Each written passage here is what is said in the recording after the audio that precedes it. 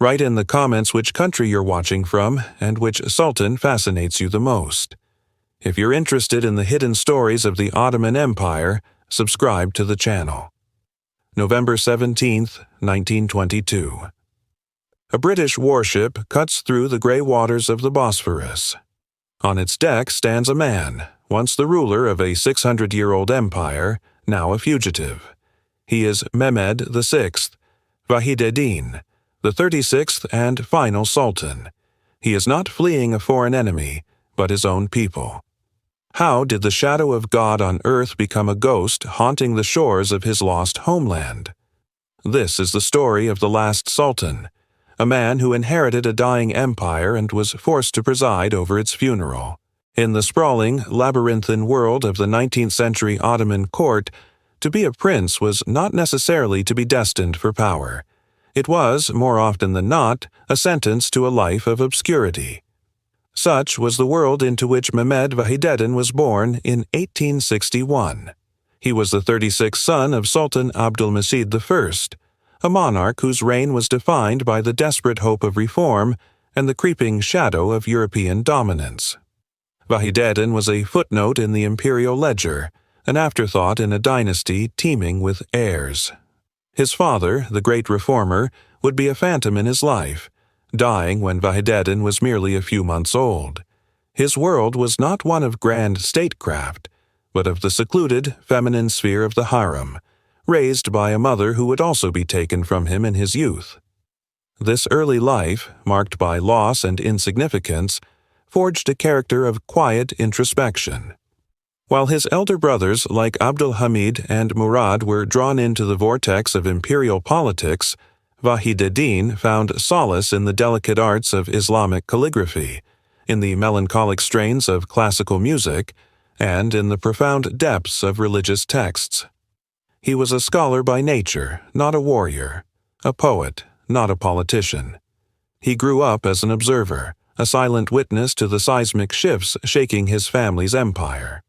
He saw the deposition of his uncle, Sultan Abdulaziz, the tragic, brief reign and mental collapse of his brother Murad V, and the ascent of another brother, Abdulhamid II, who would rule with an iron fist wrapped in a velvet glove of paranoia.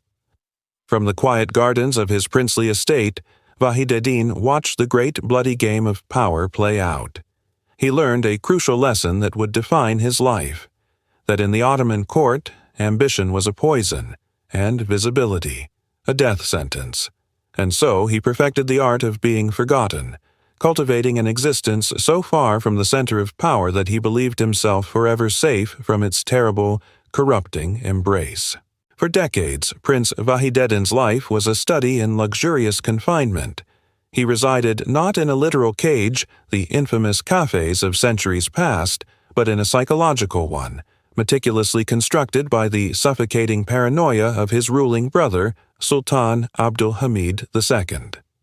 His prison was a magnificent villa in Chengalkoy, a palace of wood and glass overlooking the shimmering waters of the Bosphorus. Here, surrounded by breathtaking beauty, he was utterly isolated from the affairs of the state he might one day rule. His days were a quiet rhythm of managing his personal estates, raising his children, and immersing himself in his scholarly pursuits. He was a phantom, constantly shadowed by his brother's spies, his every word and acquaintance scrutinized for the faintest hint of conspiracy. In this gilded cage, Vahideddin mastered the art of discretion, projecting an image of a harmless intellectual with no political ambition. He survived. When the Young Turk Revolution of 1908 shattered Abdulhamid's autocratic rule and placed another brother, the gentle Mehmed Reshad, on the throne, Vahideddin's quiet life remained largely unchanged. He was still a peripheral figure, a relic of a bygone era in a new world of political parties and constitutional government. Power was now in the hands of the formidable Committee of Union and Progress, the CUP. But fate, the ultimate arbiter of dynastic destinies, had a final, cruel twist in store. In February 1916, as the empire bled on the battlefields of the Great War, The heir apparent, Yusuf İzzettin Efendi, was found dead. The official verdict was suicide, but the whispers in the palace corridors spoke of assassination, a political murder to clear the path for another. With İzzettin's death, the line of succession suddenly, shockingly, pointed directly at Vahideddin. At the age of 55, the forgotten prince, the scholar who had spent a lifetime avoiding the throne, was now the crown prince. He was thrust from the shadows into the blinding, brutal glare of a world at war, an aging, unprepared man facing the most ruthless political operators the empire had ever known. On the 3rd of July, 1918, death once again visited the house of Osman. Sultan Mehmed V Reshid, a figurehead who had reigned but never truly ruled, passed away. In his place, the 57-year-old Vahideddin ascended to the throne, taking the regnal name Mehmed VI. He inherited the most sacred titles in the Islamic world, Sultan of the Ottoman Empire, Caliph of the Faithful. But what he truly inherited was a catastrophe. The ceremony of the girding of the sword of Osman, the ancient Ottoman coronation, was a hollow spectacle. It took place not in a capital celebrating a new dawn, but in a city gripped by famine, disease, and the profound despair of a lost war. The empire for which he was now responsible was a corpse, its limbs being torn away on distant fronts in Palestine and Mesopotamia.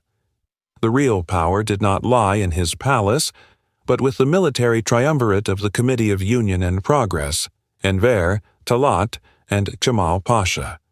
These were the men who had gambled the empire's fate on an alliance with Germany, and they were on the verge of losing everything. Vahideddin despised them. He saw them as godless adventurers who had usurped the Sultan's authority and betrayed the faith. He attempted to assert himself, to reclaim the power that was his by divine right, but he was a man trying to command a tidal wave. It was too late. Within months, the final illusions of victory shattered.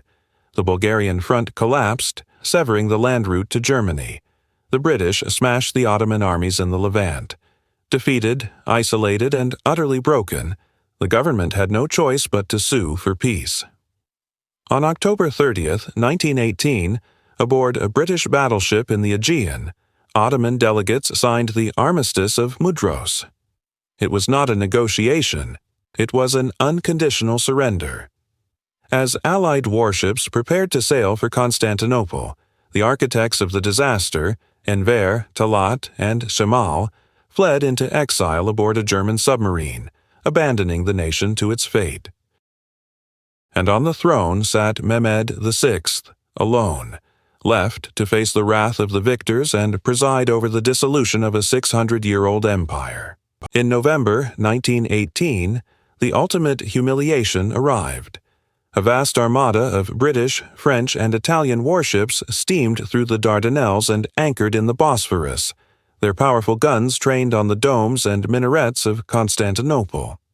From the windows of the Dolmabahce Palace, Sultan Mehmed VI watched the foreign flags flutter over his imperial waters. He was now a sovereign in name only, a prisoner in his own capital. The city, the heart of his empire for nearly 5 centuries, was under Allied occupation. In this desperate hour, the Sultan made a fateful calculation.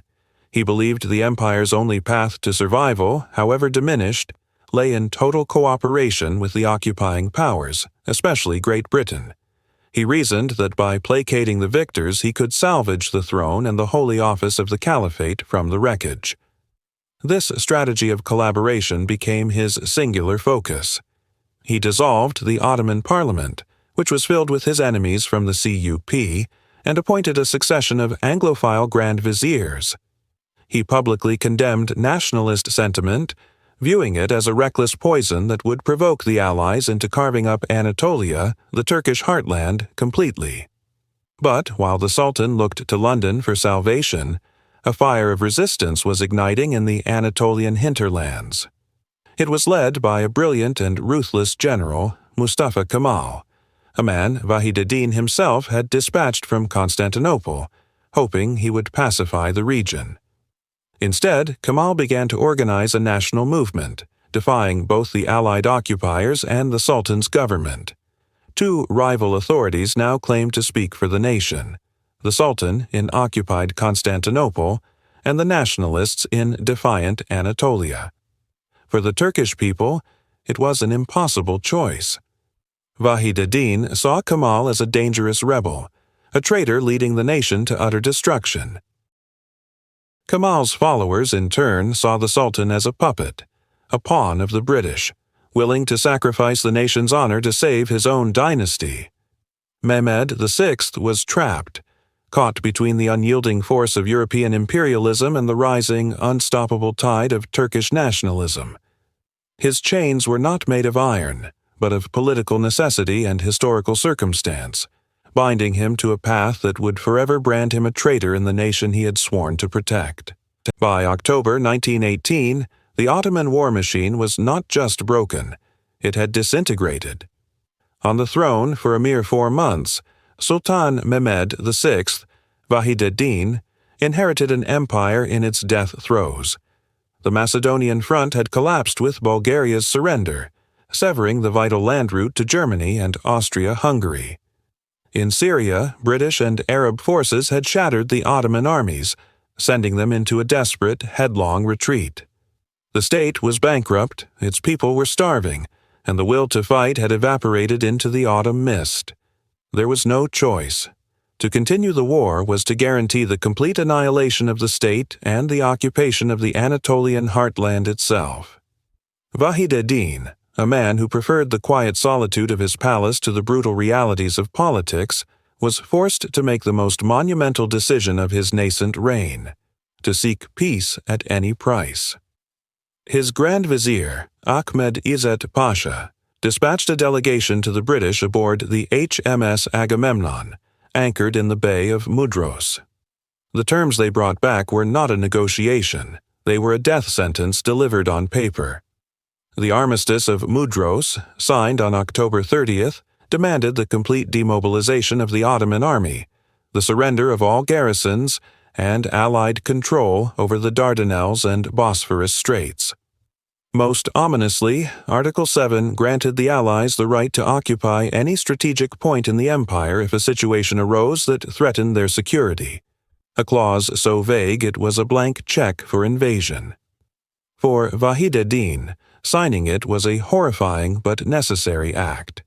It was a pact with the devil, a desperate gamble to save the throne, the caliphate, and the city of Constantinople from utter destruction.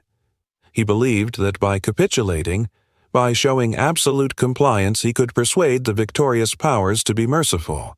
He hoped to salvage the dynasty from the wreckage of the empire. But as the ink dried, a cold dread settled over the palace. This was not a peace, it was a surrender so absolute that it rendered the Ottoman state a ghost, a phantom sovereign in its own lands. The price of the armistice was paid just 2 weeks later. On November 13, 1918, a day of gray skies and biting winds, the people of Constantinople witnessed a sight unseen for nearly 5 centuries. A formidable fleet of 55 Allied warships, British dreadnoughts, French cruisers, Italian destroyers, and even a Greek battleship, sailed with chilling precision up the Dardanelles, through the Sea of Marmara, and dropped anchor in the Golden Horn, their guns trained on the Sultan's palaces. This was not a diplomatic visit, it was the physical manifestation of defeat. The city of the caliphs, the heart of an empire that had once made Europe tremble, was now under military occupation. For Sultan Vahideddin, watching from the windows of his palace, it was the ultimate humiliation. His authority, already fragile, now vanished completely. He was a prisoner in his own capital, a monarch in name only. The levers of power were seized by Allied high commissioners who established their headquarters in the city, turning the Ottoman government into a subservient puppet. Foreign troops patrolled the ancient streets of Istanbul and the cosmopolitan avenues of Pera. British, French, and Italian flags flew over key buildings, casting a long shadow over the Ottoman crescent and star. The psychological impact was devastating. For centuries, Constantinople had been the well-protected city, the sacred trust of the conqueror, Mehmed II. Now, its cafes and administrative offices buzzed with the languages of its occupiers. The Sultan could issue decrees, but they were meaningless without allied approval. He could appoint ministers, but they served at the pleasure of foreign generals. The occupation choked the life out of the imperial government, reducing Vahideddin to a symbol of a lost cause, a caretaker of a glorious museum whose exhibits were being dismantled before his very eyes. The gates had been opened, and the enemy was now inside, not just ruling the city, but ruling the Sultan himself.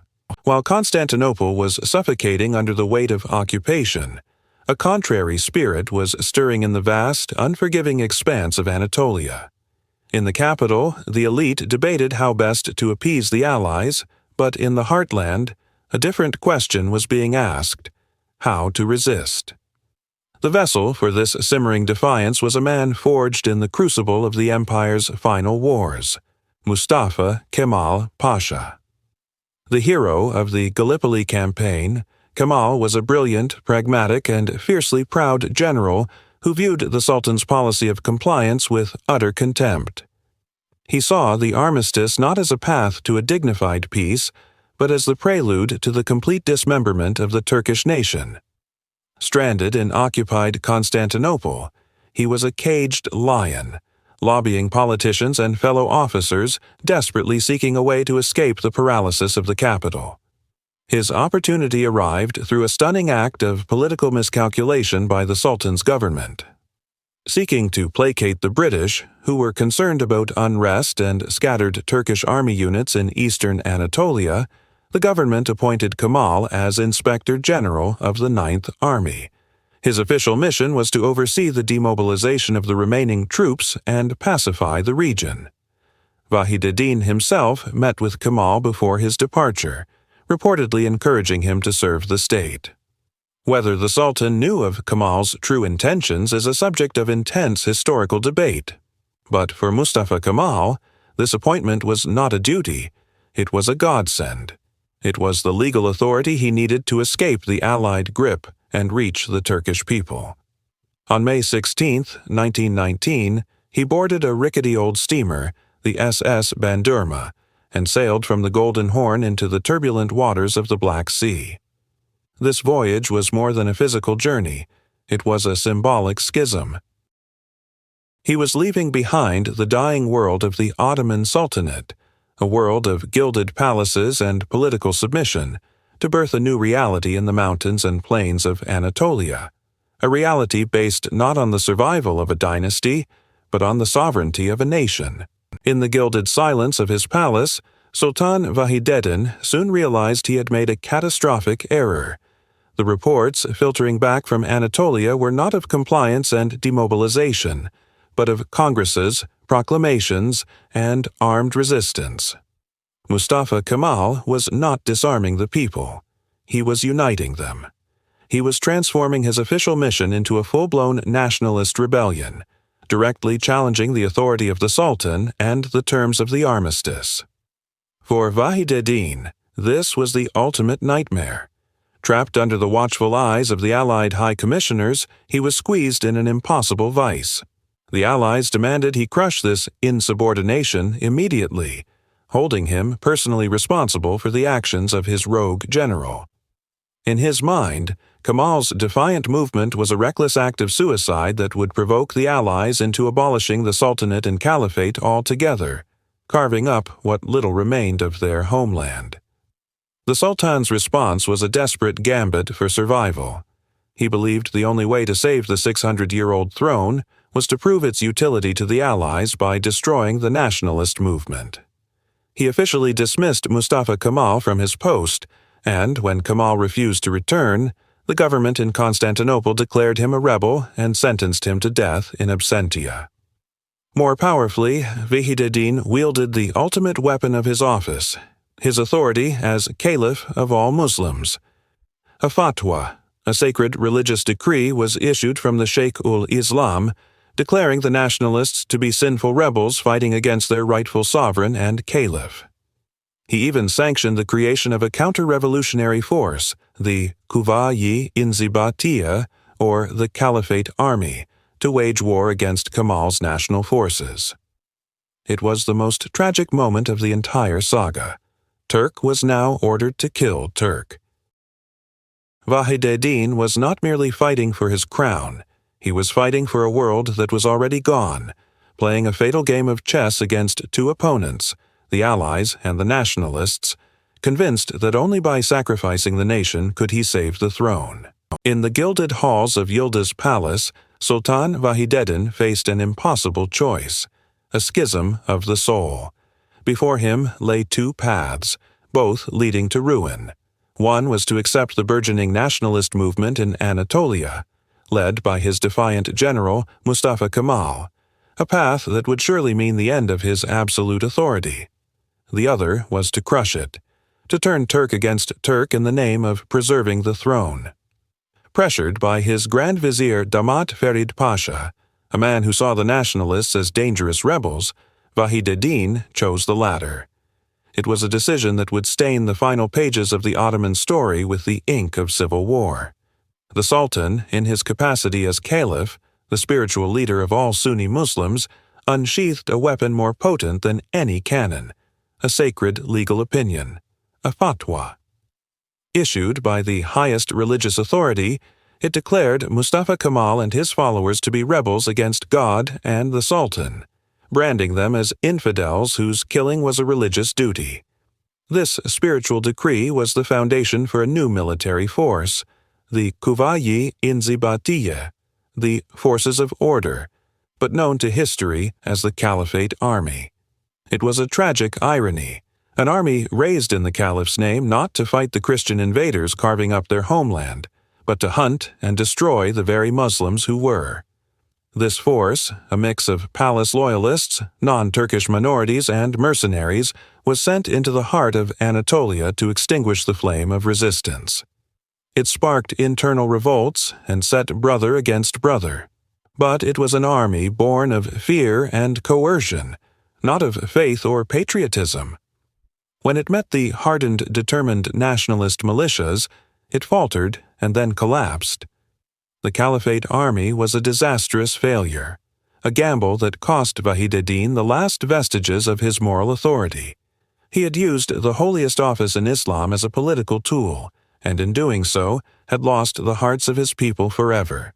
While the Sultan's phantom army bled out in the Anatolian countryside, a far more lethal blow was being prepared in Europe. In the Parisian suburb of Sèvres, the victorious Allied powers gathered to dictate the final fate of the Ottoman Empire. The document they produced on August 10, 1920, was not a treaty, it was a vivisection. It was the empire's death warrant, written on the parchment of vengeance. The terms were breathtaking in their brutality. The empire was to be dismembered, its limbs torn from its torso. Eastern Thrace, including the city of Adrianople, was handed to Greece. The jewel of the Aegean, Smyrna, and its rich hinterland were placed under Greek administration. In the east, an independent Armenian state was to be carved out alongside an autonomous Kurdistan. The Bosphorus and Dardanelles, the strategic heart of the state, were to be internationalized and demilitarized, controlled by a foreign commission. The Ottoman army was to be reduced to a token force of 50,000 men, its navy confiscated. The state's finances were to be placed under total Allied control. What remained of Turkey would be a tiny, helpless rump state in central Anatolia, existing only at the mercy of the great powers. Even Istanbul, the seat of the Caliphate for 5 centuries, would remain Turkish only on the condition that the Sultan's government complied with every term. For Vahideddin and his ministers, it was a choice between oblivion and utter humiliation. Believing that any resistance would lead to the Greeks marching on Istanbul and the complete dissolution of the state, they chose humiliation. 3 Ottoman delegates with funereal expressions signed the treaty. In Ankara, the news was met with a roar of defiance. The Grand National Assembly declared the treaty null and void and condemned its signatories as traitors. The Treaty of Sèvres, designed to end the war, had instead poured fuel on the fire of national resistance. It was the final, irrevocable divorce between the Sultan and his nation. The signing of Sèvres cleaved the Turkish nation in two. An unbridgeable chasm now separated the ancient imperial capital from the nascent revolutionary heartland. The land had two heads, each claiming to be the true voice of the people. In Istanbul, Sultan Vahideddin reigned but did not rule. He was a sovereign in name only, a prisoner in his own palace, his authority extending no further than the range of the Allied warships anchored in the Bosphorus.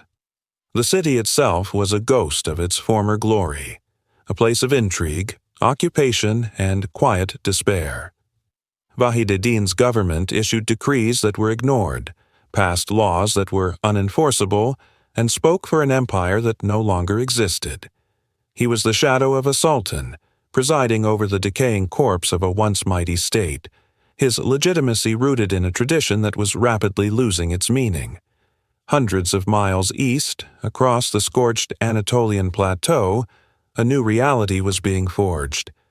In the dusty, unassuming town of Ankara, a different kind of power had taken root.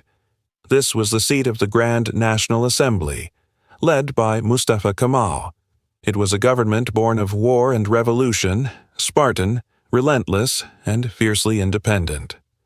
Here, in a modest stone building, new laws were written, a new army was commanded, and a new nation was being willed into existence. Ankara was the capital of defiance, a symbol of the Turkish people's refusal to die. While Istanbul represented the past, a glorious but now powerless heritage, Ankara represented the future, a future to be won with blood and iron. Every Turk was now forced to make a choice. Was their allegiance to the Sultan Caliph, the descendant of Osman, isolated in his occupied capital, or was it to the general, the liberator, building a new state from the ashes in the free mountains of Anatolia? It was a silent, agonizing civil war for the soul of a nation. By the summer of 1922, the war had reached its final, desperate stage. For 2 years, the Turkish National Army had fought a brutal war of attrition, slowly gaining ground but failing to deliver a knockout blow. The Greek army, though overstretched, remained deeply entrenched in western Anatolia, a dagger pointed at the heart of the nationalist cause. Mustafa Kemal knew that the nation's resources and its will were reaching their limit. A decisive, all-or-nothing gamble was required. He gathered all his strength for one final push, the Büyük Taarruz, the Great Offensive. The planning was meticulous, conducted in the utmost secrecy. Divisions were moved under the cover of darkness, communications were cut, and a grand deception was orchestrated to mislead the Greek command. On the night of August 25th, as his commanders gathered on the crest of Kocatepe Hill, overlooking the enemy lines, Kemal gave his historic, chillingly simple order. Armies, your first target is the Mediterranean. Forward. At dawn on August 26th, a storm of artillery fire erupted, tearing the morning sky apart. The Turkish infantry surged forward, crashing into the Greek defenses. The carefully chosen point of attack shattered the enemy front. What followed was not a battle, but an annihilation. At Dumlupinar, the main body of the Greek army was encircled and destroyed in a tactical masterpiece. The orderly retreat turned into a desperate rout. The Turkish army, sensing victory, became an unstoppable force, sweeping westwards towards the sea. As city after city was liberated, the news echoed in the silent corridors of Yıldız Palace. Each nationalist victory was a death knell for the Sultanate. The roar of the Turkish cannons sweeping across Anatolia was the sound of a new nation being born in fire. For Vahideddin, it was the sound of his world ending, the final, thunderous verdict of history against him and his 600-year-old dynasty. It is Friday, November 10th, 1922. The air in Istanbul is thick, not just with the autumn chill off the Bosphorus, but with a tension that suffocates the soul. For the last time, the imperial procession, the Selamlik, makes its way from Yıldız Palace to the nearby Hamidiye Mosque. This is a ritual as old as the empire itself, a public affirmation of the Sultan's dual role as worldly sovereign and spiritual leader, the Caliph of all Muslims. But today, it is a ghost of its former glory. The usual throngs of devoted subjects are sparse, replaced by anxious onlookers and the cold, watchful eyes of British occupation troops. The cheers are muted, hesitant. Everyone present, from the humblest citizen to the highest-ranking pasha, feels the unspoken truth. This is an ending. At the center of this somber pageantry is Sultan Mehmed VI Vahideddin. He sits in his carriage, not as a powerful monarch, but as a man cornered by fate. His face, etched with the anxieties of 4 ruinous years on the throne, is a mask of weary resignation. He is a prisoner in his own palace, a sovereign in a city controlled by foreign generals. The government that rules in his name is a hollow shell, its authority extending no further than the range of Allied guns. The real power now resides hundreds of miles away in Ankara, with a man who was once his own general, Mustafa Kemal. As Vahideddin dismounts and walks the few steps into the mosque, he is a specter of a bygone era.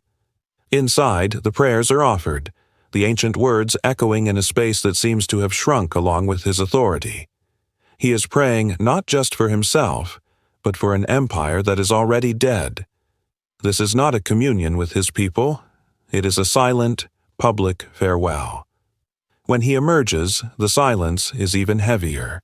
He returns to his palace, the weight of 6 centuries of Ottoman rule resting on his shoulders, knowing with dreadful certainty that he would never perform this sacred duty again. While Vahideddin was performing his final ghostly rituals in occupied Istanbul, the engine of history was roaring to life in Ankara. On November 1, 1922, the Grand National Assembly, the revolutionary body forged in the fires of the War of Independence, convened for a session that would irrevocably alter the course of a nation. The air crackled with revolutionary fervor. Mustafa Kemal Pasha, the victor of the war, stood before the assembly. He argued with cold, unassailable logic that the concepts of sovereignty and caliphate had been corrupted, that the Sultanate in Istanbul had betrayed the nation by collaborating with foreign invaders. There could not be 2 governments. The will of the people, he declared, was absolute. The debate was fierce, but the outcome was inevitable. By a unanimous vote, the assembly passed a law that was both a death certificate and a birth announcement. It declared that the office of the Ottoman Sultanate, an institution that had endured for 623 years, was officially abolished. The government of Istanbul ceased to exist. The Ottoman Empire was legally and politically finished. The news traveled from the raw new capital of Ankara to the ancient occupied capital of Istanbul. It arrived at the gates of Yıldız Palace not with the crash of cannon fire, but with the rustle of paper, a telegram, a formal notice. In an instant, Mehmed VI Vahideddin was stripped of his temporal power. He was no longer the Padishah, the sovereign of the House of Osman. He was simply Mehmed Vahideddin Effendi, a private citizen. He retained the spiritual title of Caliph, but it was a hollow crown. He was a caliph without a state, a spiritual leader with no temporal authority, a ghost haunting the corridors of a palace that was no longer his. The ink on that decree in Ankara had done what no foreign army could. It had extinguished a dynasty. In the days following the abolition, the gilded cage of Yıldız Palace became a death trap. Vahideddin was a man utterly alone, stripped of his power and now, he feared, marked for death. The newspapers in Ankara, now the voice of the new state, branded him a traitor. He heard whispers of tribunals, of retribution. He saw the fate of the Russian Tsar and his family, executed just 4 years prior, as a chilling premonition of his own. His authority had vanished, and with it, his security. The few guards who remained were powerless against the might of the ascendant nationalist forces, whose arrival in the city was imminent. Desperation gnawed at him. In this ultimate moment of crisis, the last Ottoman Sultan made a decision that would forever define his legacy as one of tragic ignominy. He decided to seek refuge from his enemies by appealing to his nation's enemies. Through his trusted chamberlain, Vahideddin secretly dispatched a letter. Its recipient was the commander of the British occupation forces, General Sir Charles Harrington. The letter, written on November 16th, was a masterpiece of desperate diplomacy. He did not ask for political asylum, a term that would imply a formal break. Instead, he wrote, "In view of the dangerous situation in Istanbul, I, Mehmed Vahideddin, Caliph of the Muslims, take refuge with the British government and request my transfer as soon as possible from Istanbul to another place." It was a plea, cloaked in the last vestiges of imperial dignity. The Caliph of Islam was asking the preeminent Christian power of the age to save his life. The irony was devastating. He was entrusting his fate and the future of the Osman dynasty to the very nation that had helped dismantle his empire. For General Harrington, the request was a geopolitical windfall. For Vahideddin, it was the final, irreversible surrender, a confession of his complete and utter defeat, not on the battlefield, but in the battle for his own people. The response from General Harrington was swift and secret. The escape was set for the pre-dawn hours of November 17, 1922. Under the cloak of darkness, a small group gathered within the silent walls of Yıldız Palace. There were no grand farewells, no weeping courtiers, no imperial ceremony. This was not the departure of a sultan, it was the flight of a fugitive. Vahideddin, accompanied only by his young son, his chamberlain, his doctor, and a handful of attendants, slipped out of a side entrance. An ambulance, provided by the British, was waiting to spirit them away, its presence a stark symbol of the sickness that had befallen the empire. They drove through the empty, sleeping streets of the capital, a city their ancestors had conquered and ruled for 469 years. They were ghosts moving through their own history. At the docks, a small motor launch bobbed in the cold, dark waters of the Bosphorus. In the distance, a colossal silhouette blotted out the stars. It was the British super-dreadnought HMS Malaya, a floating fortress of steel and firepower. This warship, a symbol of the foreign power that had humiliated his empire, was now his only salvation. As the small launch carried him across the water, Vahideddin took one last look back. He saw the magnificent skyline of Istanbul, the domes of the great mosques, the slender minarets, the imposing walls of Topkapi Palace, fading into the gray morning mist. It was a final, heart-wrenching glimpse of everything he had lost. Once aboard the HMS Malaya, he was no longer a sovereign on his own soil. He was a passenger, a refugee under the protection of a foreign flag. As the massive ship weighed anchor and steamed south through the Sea of Marmara, it carried more than just a deposed monarch. It carried the last remnant of the Ottoman Sultanate away from its home, forever. The empire did not die in a blaze of glory. It ended here, with a broken man sailing quietly into exile. The cold Maltese air was the first shock. Stepping off the deck of the HMS Malaya, Mehmed VI Vahideddin was no longer the Padishah, the ruler of the well-protected domains. He was a political refugee, a guest of the very power that had dismembered his empire. The grandeur of Yıldız Palace was replaced by the stark reality of a borrowed residence. But in his mind, he still carried the weight of his most sacred title, Caliph of all Muslims, the successor to the Prophet, the shadow of God on earth. From Malta, he journeyed to the Hejaz, the cradle of Islam. It was a symbolic move, an attempt to rally the Muslim world around its spiritual leader. He issued proclamations, reminding the faithful of their duty to the caliphate. But the world was no longer listening. The wires from Ankara hummed with a different message, one of nationalism, self-determination, and radical change. In November 1922, the Grand National Assembly of Turkey delivered a devastating blow.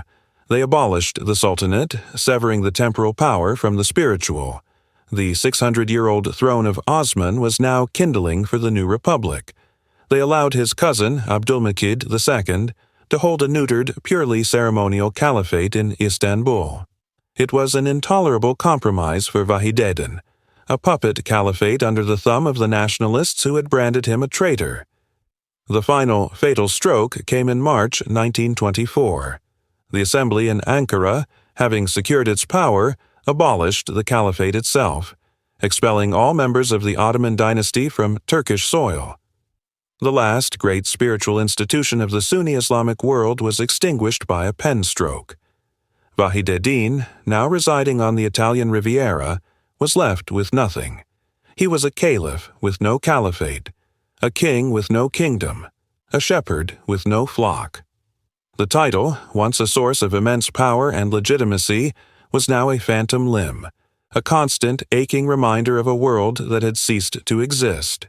San Remo, a city of sunshine, casinos, and faded European aristocracy. For Vahideddin, it was to be his final home and his gilded cage. He settled in the Villa Magnolia, a respectable but profoundly modest residence for a man who once commanded palaces with hundreds of rooms and thousands of courtiers.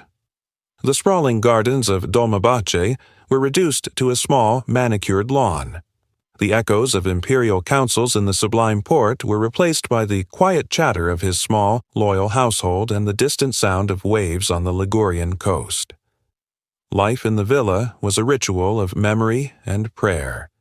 He would rise early, perform his ablutions, and pray facing a direction that no longer contained his capital. He would read the Quran, and then the newspapers from Turkey, each headline a fresh stab of pain, detailing the dismantling of his world. Every corner of the villa was a palace of ghosts. As he walked the quiet halls, he was not alone. He was accompanied by the specters of his ancestors, Mehmed the Conqueror, Suleiman the Magnificent, his own brother Abdulhamid II, whose paranoid shadow had loomed over his youth. He saw the faces of the pashas who had betrayed him, and the loyal men who had died for him.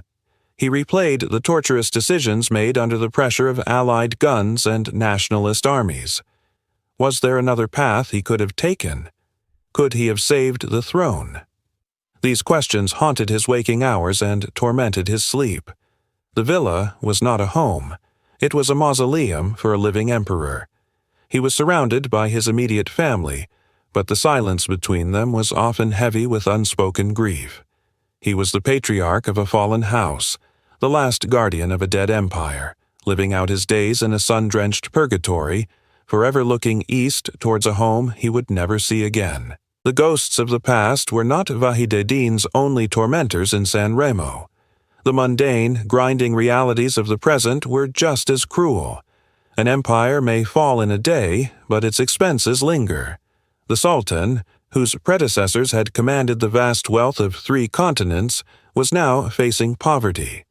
His personal funds, spirited away from Istanbul, dwindled with alarming speed. The cost of maintaining his household, supporting his retinue, and presenting a semblance of dignity was immense. Soon, the man whose face had adorned the currency of a global empire was forced to sell his wife's jewelry. He borrowed heavily from sympathetic Muslim leaders and European financiers, sinking deeper into a mire of debt. Local shopkeepers in San Remo, initially honored by the presence of a sultan, grew wary.